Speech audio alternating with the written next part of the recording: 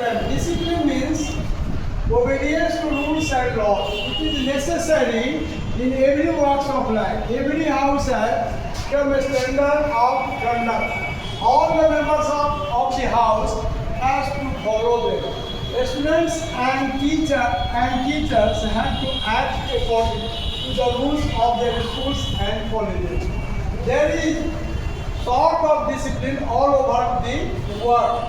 There is in order to movement of sun and the moon, there is a great disturbance if they go wrong. So discipline is necessary for success in life. Today it is said that our students are indisciplined.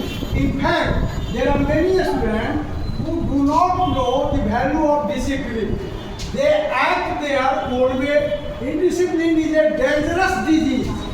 The whole world of the students suffer from it. It has become a serious problem today. Indiscipline among the students is mainly of two kinds. They are a group indiscipline and individual indiscipline. There are two kinds of indiscipline among the students. A group indiscipline and individual indiscipline. Sometimes a student go on a strike.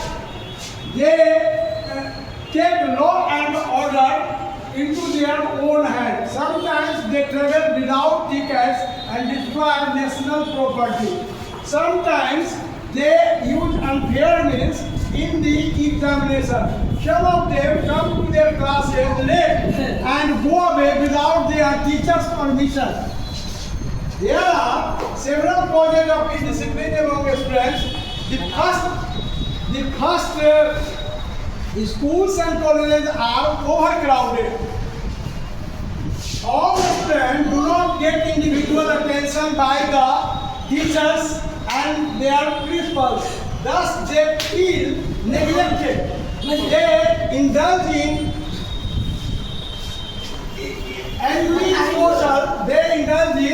anti-social work. Secondly, there is no close relationship between the students and teachers.